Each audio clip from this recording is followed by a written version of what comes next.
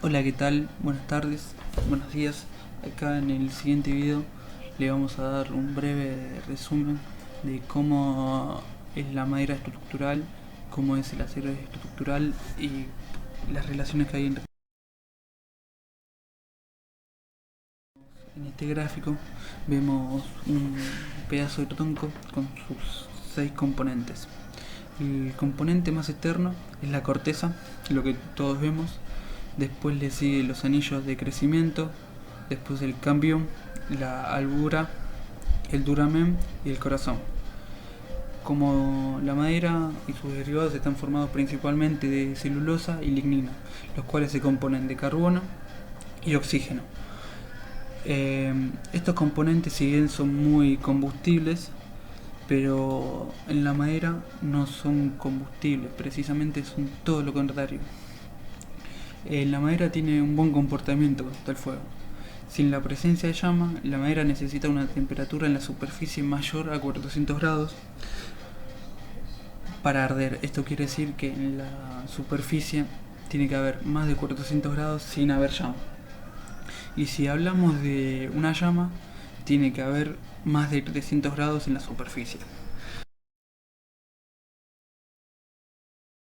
Una, un pedazo de madera que está carbonizado de un lado y está con sus resistencias en el otro. ¿Qué quiere decir esto? Cuando la madera se quema, produce una costra carbónica, que esto tiene, por así decirlo, una ventaja y una desventaja. La desventaja, ¿cuál es? Es que no deja pasar el oxígeno al interior, o sea, la habitación o el lugar donde no se está quemando. Mientras tanto, la ventaja Mientras tanto, la ventaja es que vos podés, el fuego como es un buen conductor de calor, no deja pasar al calor al mismo, o sea, que pase al exterior. La parte que está en contacto con el fuego se carboniza, como dije anteriormente, mientras que la que no se carboniza sigue manteniendo sus componentes físicas.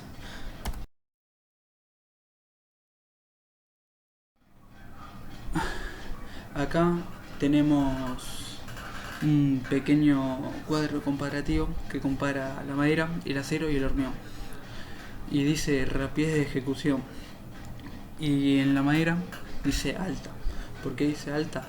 Porque vos, ni bien llega la madera a la obra, a la construcción, ya puede ser trabajada. La madera es un material muy manejable. Los residuos que generan son nulos. La durabilidad puede ser variar, depende cómo lo cuides. ¿Qué significa esto? La madera tiene plazo de tiempo, si lo cuidas bien, ilimitado. Y si no lo cuidas bien, ¿qué quiere decir esto? Si la madera tiene mucha humedad, a, se va a degenerar y va a aguantar menos cargas, y esto hace que si aguanta menos cargas de la que debía, se puede deformar la estructura. El mantenimiento es muy fácil de la madera, no le tiene que dar demasiada humedad. Y mientras que la trabajabilidad también puede ser manual, como con una escobilla o mediante unas máquinas.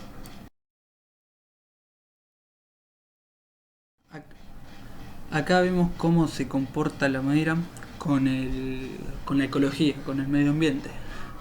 El impacto ambiental es bajo porque no contamina, no larga gases, que esos gases produzcan efecto invernadero. En el reciclaje de la madera tiene algo que se llama ciclo de vida. Cuando la madera no sirve más, se recicla, que se puede reciclar en mesas, en sillas, en tablas. Y si no se recicla, la madera es biodegradable. Lo que quiere decir esto es que no se degrada a través de del tiempo.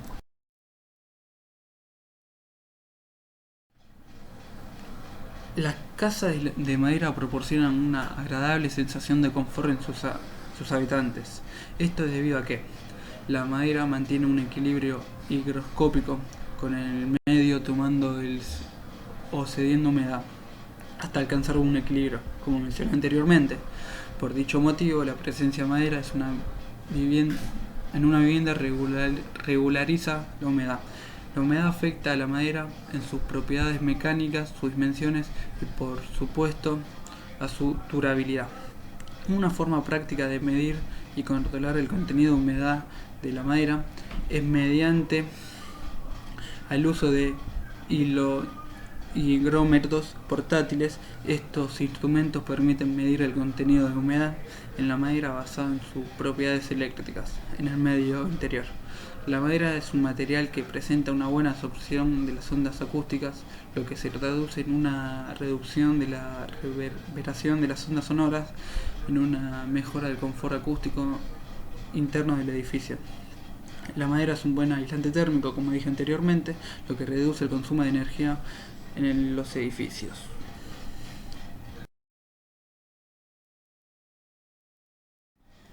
La escasa resistencia al corte, esta limitación se presenta también en el hormigón, pero no en el acero.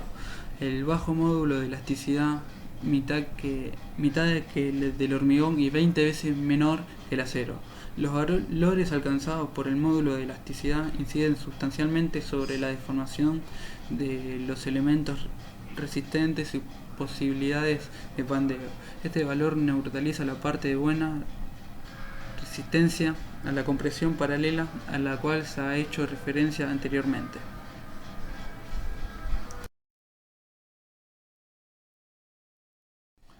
Acá en esta parte del video vamos a hablar de la redacción y compresión de las maderas. La densidad de las fibras depende de la densidad y la resistencia de la madera, y la forma del crecimiento es la que permite aprovecharla en cortes longitudinales del tronco, ya que se alinean estos en dirección de la fibra de la madera. Esto es vital porque lo que resiste la madera en cada dirección es función del alineamiento de las fuerzas con la fibra. Es similar a la del acero, pero superior en el caso de tracción en la del hormigón. Si los esfuerzos son paralelos, la rotación o compresión, la madera tiene más capacidad resistentes y más rigidez que si los esfuerzos son perpendiculares a la fibra. En este caso, si se trata de tracciones con tensiones muy bajas, se produce el desgarro de la madera por separación de la fibra. Si es compresión, se aplastan las fibras unas con otras. Acá vemos también en el gráfico cómo se comporta con la tracción, con la compresión y con la flexión. Además, la madera tiene un comportamiento ligado al tiempo. Como dije anteriormente, la madera se cansa con el tiempo, lo que significa que si para cargas instantáneas resiste una tensión, manteniendo dichas cargas a lo largo del tiempo, la tensión que puede resistir finalmente será menor.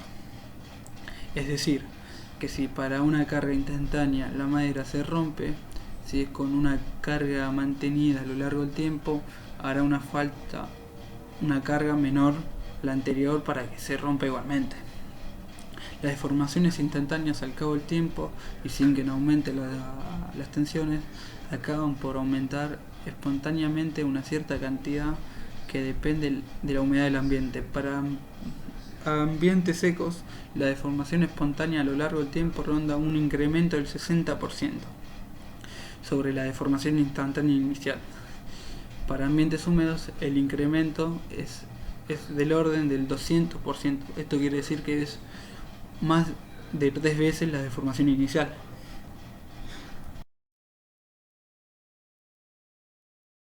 Acá veremos cómo en esta construcción cómo las fuerzas están alineadas con las fibras.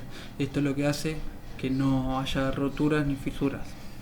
El diseño de las piezas es que de las fuerzas se alineen con la fibra es fundamental, y cuando tal cosa no sucede, acaban por producirse o dimensionados sobreabundantes o roturas locales nada deseables.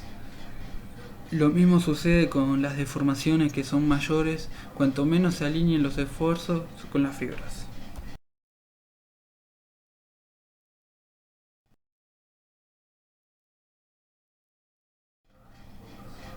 Bueno, acá empezamos con el acero y vamos. El acero es hoy en día el material más usado en el planeta para hacer construcciones.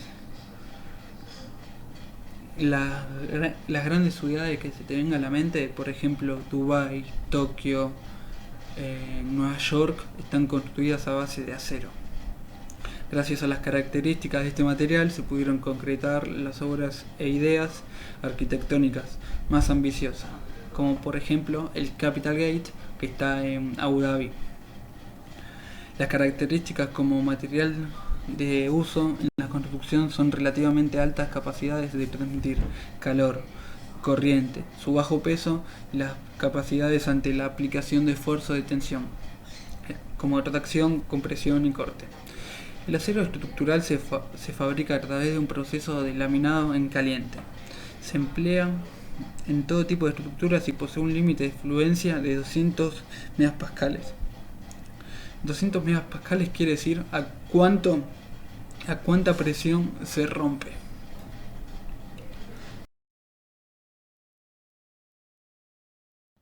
Bueno, en estas dos imágenes, como vemos, vemos todos los tipos de perfiles que hay y cómo se pueden, todos los perfiles que hay. Los perfiles estructurales pueden ser en forma de I, H o T, en canal o en ángulo. Las barras pueden ser de sección circular, hexagonal o cuadrada. Planchas suelen ser chapas de acero cuadradas de 2 metros de longitud y un espesor en torno a los 5 milímetros. O sea, son muy finitas. Son menos de 1 centímetro. El acero es muy buen reciclado. El acero es 100% reciclable. En un año la industria mundial de este material, gracias a su reciclado, ha ahorrado lo equivalente a la energía para 110.000 millones de hogares. ¿Cuántas familias personas alimentar con esa energía? Como sabe, toda actividad industrial genera gases o partículas que dañan la salud del hombre, animales o medio ambiente. En general, por lo tanto, los productores de acero incorporaron el sistema de limpieza orientados a disminuir esas emisiones. ¿Por qué esas emisiones? Porque según organizaciones ambientales, los gases invernaderos están produciendo muchos cambios climáticos, por ejemplo el descongelamiento del Ártico, del Antártico y muchos cambios diferentes de temperatura. El acero es el material más reciclado del mundo, según la World Steel Association. En promedio, cada tonelada de acero reciclado evita la emisión de 1.5 toneladas de CO2 y ahorra 1.4 toneladas de mineral de hierro.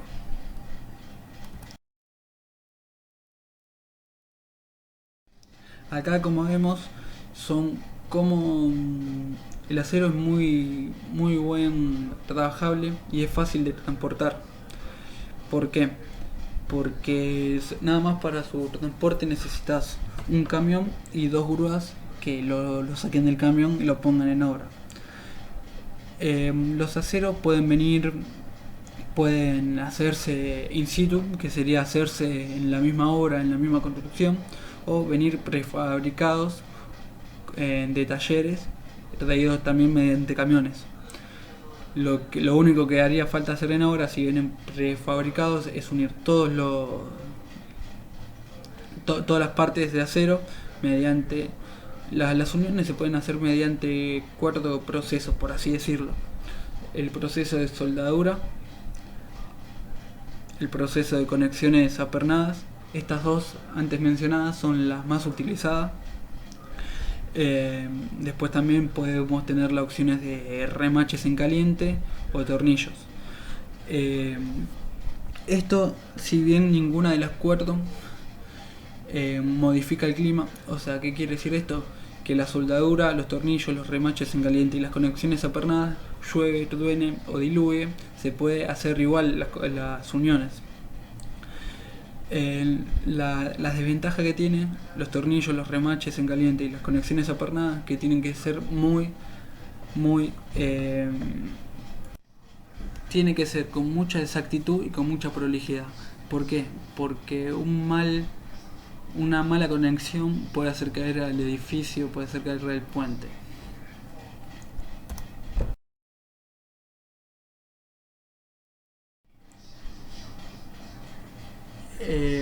El acero tiene igual datos a la retracción y a la compresión. Tiene 160 para ambos casos y tiene 90 para el esfuerzo de corte. Este acero es relativamente elástico para ser metal. Desde el punto de vista teórico responde igual a la compresión y a la tensión. Sin embargo, al ser sometido a grandes esfuerzos puede comenzar a presentar un comportamiento propio de materiales plásticos. La firmeza del acero por cada unidad de peso significa que el peso de las estructuras se encontrará a mínimo necesario. Este es un factor de vital importancia en puentes con amplias luces, ya que se consigue una gran eficacia estructural, dar mayor seguridad a las estructuras, sobre todo para aquellas que son propensas a sufrir esfuerzos por sobrecargas o cambios climáticos extremos, por ejemplo sismos, huracanes o vientos fuertes. Las estructuras tienen que absorber esa energía, porque si no absorben esa energía que producen los sismos, es muy probable que el edificio o el puente, si no absorben esas energías, colapse y sea una gran tragedia.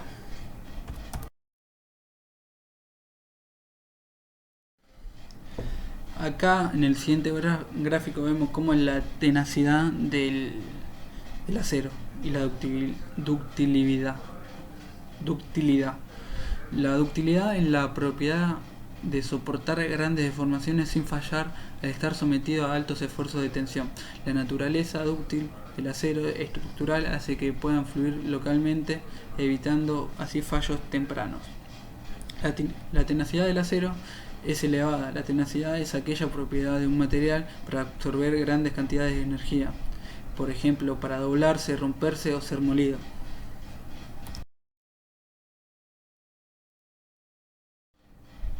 ¿Cómo se comporta el acero ante el fuego y ante la corrosión? Ante ambos casos se comporta muy mal. El acero es un material predecible. ¿Qué quiere decir que sea predecible? Cada vez que llega una pieza a la obra, tiene toda una ficha técnica donde ahí está su resistencia mecánica, su esfuerzo de corte, su compresión, su tracción y todos esos datos técnicos. Para comprobar eso hay que hacer una probeta y comprobar su resistencia mecánica. Como dijimos, es un material predecible, o sea, ya sabemos cómo se va a comportar con el fuego. Por lo tanto, decimos que a los 538 grados centígrados el acero pierde todas sus propiedades mecánicas. Esto quiere decir que se empieza a deformar. Si se deforma, ¿qué pasa? Empieza a deformarse la estructura, no empieza a aguantar las cargas que debería aguantar, y esto hace que el edificio colapse o tenga muchos principios de derrumbe y que no pueda ser habitado.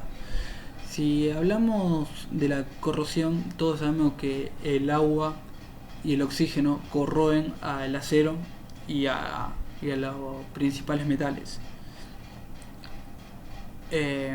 Por lo tanto, esto necesita un mantenimiento periódico. La pintura esta cuesta bastante, por eso genera un gran costo. Si la oxidación es muy grande, puede caer la estructura tanto como para el fuego como... Si la oxidación es muy grande, puede hacer caer la estructura. Tanto como para el fuego como para la corrosión hay pinturas para protegerlos. O también hay otros materiales como por ejemplo el concreto y el yeso para proteger la estructura del fuego, o aleaciones como el cromo y el cobre para la corrosión. Bueno, acá vemos un gráfico de cómo a los 5 segundos empieza a deformarse el acero, a los 5 minutos, perdón. Este es un gráfico estándar porque se hicieron pruebas en muchos incendios y se llegaron a una conclusión los bomberos y los científicos que a los 5 minutos llega a la temperatura de 538 grados.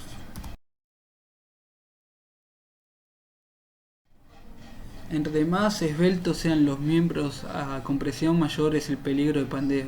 Como indicó previamente, el acero tiene una alta resistencia por unidad de peso, pero al utilizarse como columna no resulta muy económico, ya que se usa bastante material solo para hacer más rígidas las columnas contra el posible pandeo.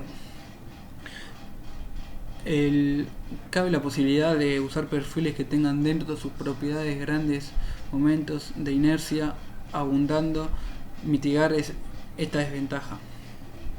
El pandeo quiere decir que se muevan las columnas y esto hace que se genere todo el edificio. Pese a estas desventajas que presenta el acero, este es un material preferido a la hora de realizar cualquier tipo de estructura a un edificio viviente.